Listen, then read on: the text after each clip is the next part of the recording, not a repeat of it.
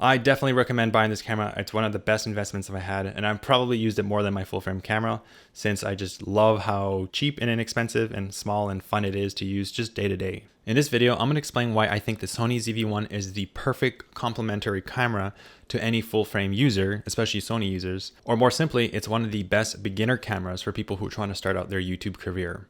Let's get right into it. So to give you my background, I come from the Micro Four Thirds world, the Panasonic G85, the G9. I love those cameras, absolutely. I think they're fantastic, the ergonomics, the way they use. But there was a fundamental flaw with all those Panasonic cameras, and it was the awful autofocus.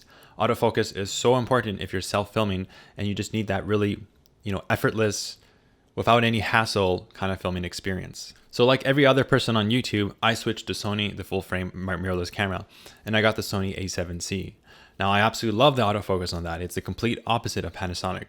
But in terms of some of the other features that Panasonic offers in its Micro Four Thirds lineup, such as really good in-body stabilization, and of course, just a smaller form factor, given that this is a Micro Four Thirds and the lenses are just a lot smaller in general. Now, yes, the Sony A7C is a very light camera. It's a smaller body, and you can pair it with a very light lens. But I wanted a 24 to 70 millimeter standard zoom range, and to get that, it is very heavy. The whole kit together, having my Sony A7C and this really heavy Sigma Art 24 to 70 DG f2.8 lens was almost 3.5 pounds, and it was ridiculous.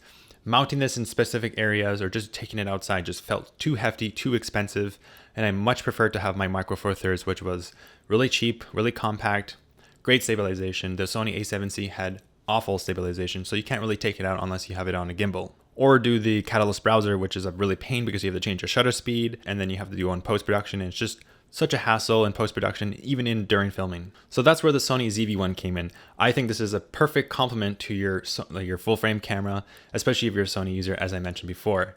And this is obviously going to be a great camera for a beginner. So let's go into some of the main reasons why I think that this is a fantastic camera, even if you've already spent so much money on a full frame camera. So what's so great about the Sony ZV-1 is that it strikes a balance between a very small, portable, lightweight design and gives you really good features like stability, stabilized footage, and the picture quality is a lot better than a smartphone. And it's obviously not going to be like a full frame, but the picture quality is pretty good from this little guy. So let me give you 6 reasons why I think the Sony ZV-1 is the perfect complement to your Sony full frame mirrorless cameras, or if you're just a beginner. So for the first and most important reason, it's going to be its small size. This is very, very important. The compact size gives you a lot of flexibility, a lot of versatility, and it just makes you want to film a lot more when you go outside. Having to lug around a 3-pound or almost 4-pound camera, and it's really expensive, outdoors isn't very ideal. This I can put in my coat pocket or I can just throw it into the bag. And I don't really care if anything bad happens to it because it's nowhere near the cost of a full frame camera setup, or even a Micro Four Thirds, which can be pretty expensive. So being able to put this in very awkward situations, let's say you want to have this as an overhead tripod, the weight of this is just, it's not going to topple any tripod. It's not going to fall down. You can put this in tight spaces that you just can't fit a full frame camera due to its sheer weight and size. Being so portable, I just love being able to take this everywhere I go. And in the end, I end up getting more B-roll, more footage, and I just create more with this. So being able to produce more content is already the number one reason why I think this is such a good camera, and it's all due to its size. So the second reason why I think this is a very good camera is the picture quality or the video quality. Now, in terms of the picture quality, it's not going to be necessarily as good as a Micro Four Thirds or a full frame sensor, but it is much, much better than a smartphone camera. Even the top of the line smartphone camera, let's say a Samsung 21, for example. Now, I've done a full video analysis of this, and I've done a lot of tests, a lot of personal tests, and I found that there is a significant difference between a smartphone, like I say a 0.6-inch sensor versus a 1-inch sensor on this camera. The nice thing about this is it's not really even the picture quality, it's just how it looks. It looks less like a smartphone. It looks less amateur. It looks more like a professional cinematic type of look that you want. And that has to do obviously with a lot of things such as the color science, the compression, the kind of different type of field of views that you get. Obviously, this is a standard zoom lens, anywhere from 24 millimeters to 70 millimeters, and that is very important.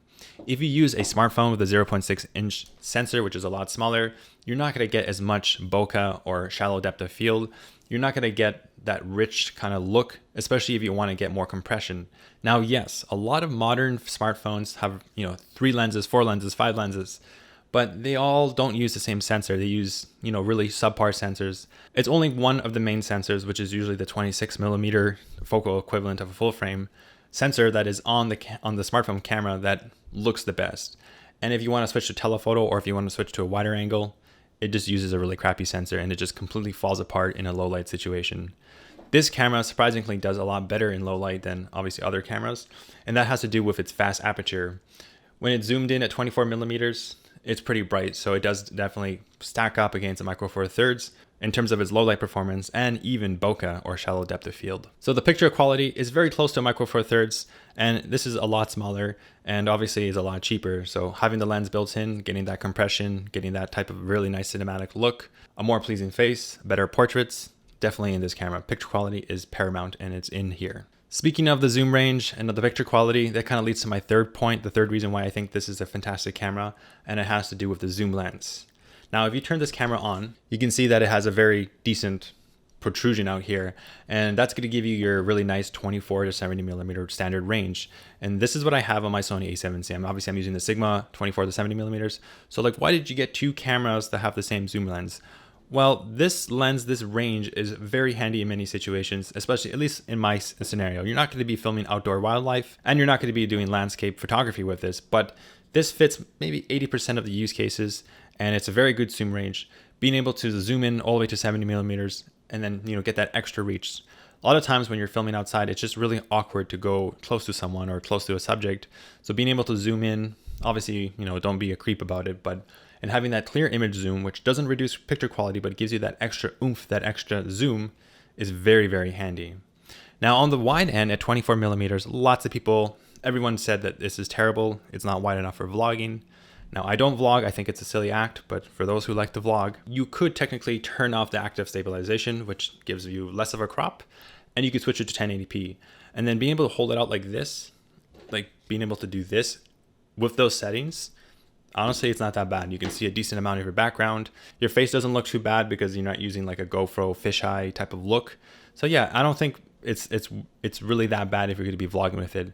Now there's obviously solutions. You can use the Joby telepod and you can extend it out and you get more of that background view, and your face looks good because it's not, distorted by the fisheye wide angle type of look.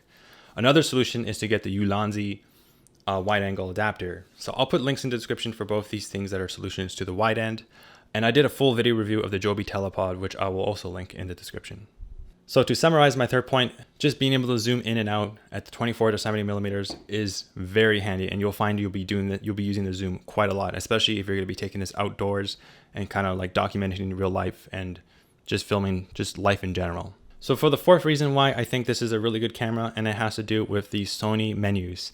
Now a lot of people say, oh, Sony menus suck and whatever. I personally like them a lot. They're not that bad at all. Once you get used to them, they're actually quite effective, and there's a lot of programmable buttons, and obviously you can customize the menu to your liking. So the nice part about this is that, let's say you're already invested in the Sony ecosystem. Let's say you have an A7 III or an A7C, and you buy this camera, the Sony ZV-1.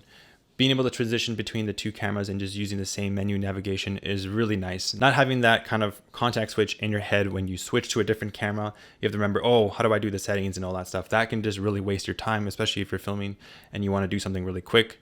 Being able to have pretty much the same settings and kind of menu layout as your full frame camera is really handy, and I think it's a great feature. And it's probably one of the main reasons why this is such a complementary device to your full frame Sony camera. So let's talk about the fifth reason, and that's going to be the active stabilization. Now this doesn't necessarily have a mechanical IBIS sensor that kind of stabilizes it. It does have optical stabilization when you activate steady shot.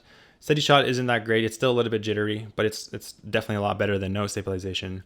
But doing that digital crop, which is all done in the camera, not in post-production, thank goodness. To be honest with you, I'm very impressed with the stabilization overall, especially coming from the Micro Four Thirds world, Panasonic, which has world-class leading, the perfect IBIS out there. So this is something that I really miss coming from the Micro Four Thirds world, is just not having to use a gimbal and not having to worry about stabilization in post-production. Just going out and shooting, like I said, in the environment, getting their B-roll footage.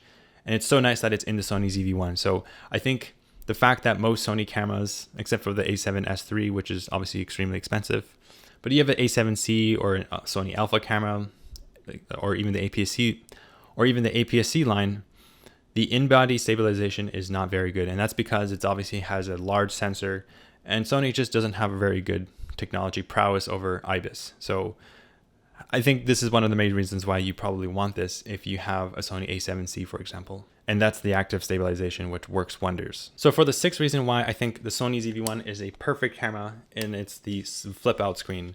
Now the flip out screen is so essential, especially if you're filming yourself. Just being able to frame your shot and see things like zebras or your audio levels, that is extremely important. And that's something that you don't necessarily get too much on a smartphone. Maybe you can get a custom app, but having a flip out screen is the most important thing, and it's so nice to have, and you'll be using it all the time. So we all know what a flip out screen is, so there's not much to explain about this point. So for my seventh point, I'm going to talk about maybe the ecosystem of accessories and all the things that you can do with this camera, such as obviously wiring an external microphone. That is super important. But having this, let's say this Ulanzi cage on this camera has opened up so much possibilities, especially for people who are beginners or travelers on the go that just want to take a really lightweight setup. Being able to mount your light, your microphone, and have a flip out screen and just put this on a tripod, and you basically have a one stand setup. That is so valuable. That is something that you really want if you're traveling and you don't want to have to carry all this equipment with you, but you still want to document, you still want to create content. It's just nice to have all these accessories, and there's just so many, there's such an ecosystem out there of people building third-party accessories that are not too expensive that really add a lot of benefit for this particular camera. A nice little bonus feature is that this can be used as a webcam, and the webcam functionality is really easy. You just plug it in with USB, which is a micro USB, but I'll talk about that in a second. By plugging it in, and it just turns on, and you just select webcam and you're ready to go. So this is perfect for Zoom calls, especially in the day and age that we live in right now. Now, in terms of the cons of this camera, one of the biggest cons is honestly the fact that it's using a micro USB. Now, there's one accessory, I'm going to put a link in the description to it, I think is essential, and it's basically a micro USB to USB-C, and this has eliminated my need to have a micro USB cable in my entire apartment. So it's really nice to have this. I definitely recommend getting it, especially for the Sony ZV-1, but you can definitely use it for a lot of legacy Android devices that maybe you still need to charge around the house. So in the end, given the compact size, the picture quality, the performance, the ergonomics, the Sony menus, just the ease of use, it's no question that this Sony ZV-1 sits very well with your full-frame mirrorless cameras, and it functions as a great travel camera or just a beginner camera if this is going to be your main camera. Anyways, that's it for this video. I'm Jason Tax. Thanks for watching. If you have any questions or comments about this video, please let me know in the comment section down below. Links to all the things I mentioned are in the description, and if you want to buy this, it will be in the description as well. Thanks for watching, and I'll see you in the next video.